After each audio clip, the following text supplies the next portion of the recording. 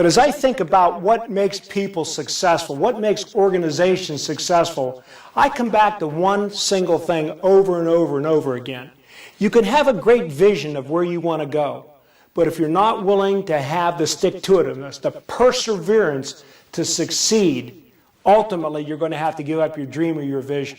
I want to tell you a story about a young fella, 17 years of age, working in the cotton fields in the deep South in the early 70s. He walked and hitchhiked from the deep South to Chicago because he had some relatives up there. He didn't know what Chicago would bring him, but he knew it had to be better than the cotton fields of the old South. He ended up in Chicago and went to work in a McDonald's as a stopping point, as a waypoint onto something else that would yield a better result in his life than cotton fields. He was uneducated. In fact, he couldn't read or write. Willie Wilson was an unusual person in the fact that he had an innate leadership skill.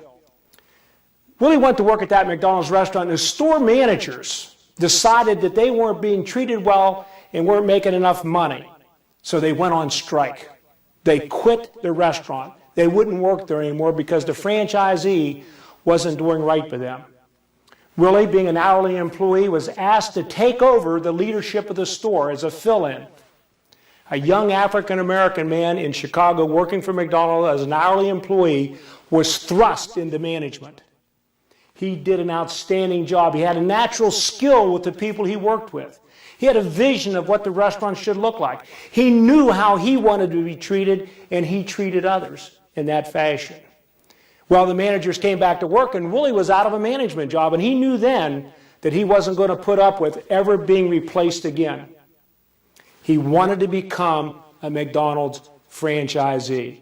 He started calling Ray Kroc's office, and he talked to Ray's secretary, Sue Schooley.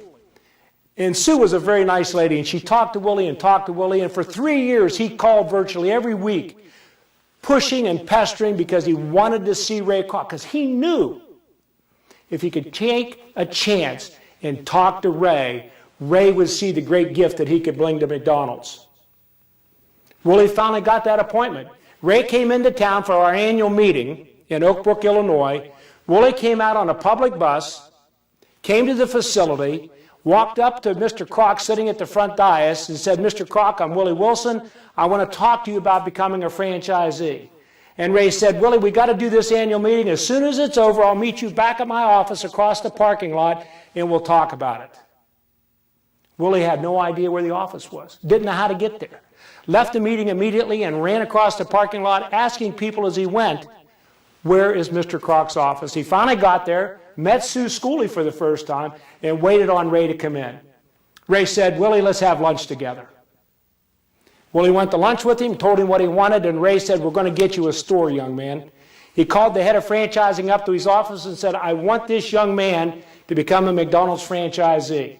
Well, Willie went downstairs into the bowels of the company, started talking to these guys. They asked him all the important questions about how much money do you have, what businesses have you run, and the answer Willie gave is, "I'm a McDonald's store manager and I want to be a franchisee." Well, they excused him, called up Mr. Kroc's office and said, "Ray, this man can't be a franchisee. He has no business experience, he has no money, he has no qualifications." Ray said, "Get him a store. Make him a franchisee." Well, you know, that takes vision, that takes courage, that takes leadership. Willie became a McDonald's franchisee. They gave him one of the worst restaurants in the ghetto in Chicago. He turned that restaurant into a $3 million store and ended up owning multiple franchises over the period of time. Now remember, Willie couldn't read and write, but he surrounded himself with people that could, and he provided great leadership. Willie ended up being a tremendous success. He later sold his restaurants, and today he owns a company called Sensation. He can be seen on television in the morning in a religious gospel program. And on top of that, he's an entrepreneur that's helping other young men and women become successful by growing themselves and their businesses. Just imagine, if you will, if Willie hadn't been persistent, he would have never achieved his dream of being a McDonald's franchisee and helping others like he himself was helped by Ray Kroc. It's a great and wonderful story.